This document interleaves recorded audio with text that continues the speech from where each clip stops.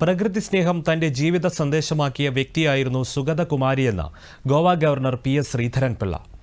സുഗതകുമാരിയുടെ നവതി ആഘോഷങ്ങളുടെ ഭാഗമായി കൊച്ചി ഇടപ്പള്ളി ചെങ്ങമ്പുഴ പാർക്കിൽ നടന്ന സ്മൃതി സദസ്സ് ഉദ്ഘാടനം ചെയ്യുകയായിരുന്നു അദ്ദേഹം.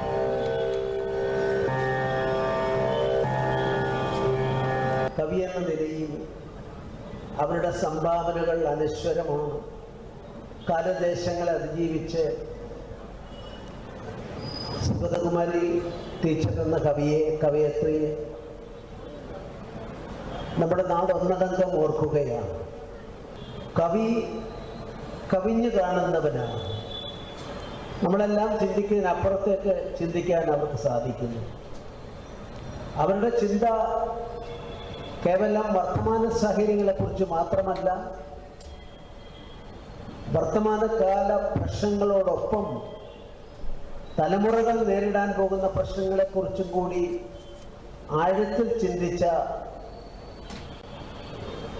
സുഗതകുമാരി ടീച്ചർ, അവരുടെ കുടുംബം തന്നെ അങ്ങനെയാണ്. അച്ഛൻ ബോധേശ്വരൻ തൊട്ട് പരിസ്ഥിതിക്കും സഹജീവികളോടുള്ള കരുണയ്ക്കും തന്റെ ജീവിതത്തിൽ സുഗതകുമാരി പരമ പ്രാധാന്യം കൊടുത്തിരുന്നുവെന്നും അദ്ദേഹം പറഞ്ഞു. ചെങ്ങമ്പുഴ സ്മാരക സമിതി പ്രസിഡന്റ് പി പ്രകാശ് ചടങ്ങിൽ അധ്യക്ഷത വഹിച്ചു. സുഗത നവതി ആഘോഷ പരിപാടികളുടെ അവലോകനവും ലക്ഷ്യവും കമ്മിറ്റി ചെയർമാൻ കുമ്മനം രാജശേഖരൻ വിശദീകരിച്ചു. പ്രവർത്തന പദ്ധതികളോ ഒന്നും കൂടാതെ ജനങ്ങളുടെ എല്ലാം ഹൃദയത്തിൽ സുഗതകുമാരിയെ കുറിച്ച് പറയുമ്പോൾ എന്തെന്നില്ലാത്ത ഒരു ആവേശവും സ്നേഹവും മനസ്സിൽ ഒരു വലിയ ഭാവപ്രകടനവും എവിടെയും കാണാൻ കഴിയും.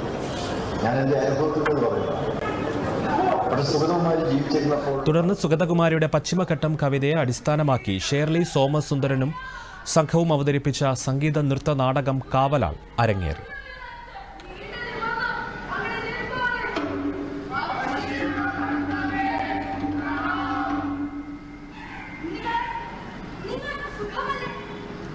മണ്ണ്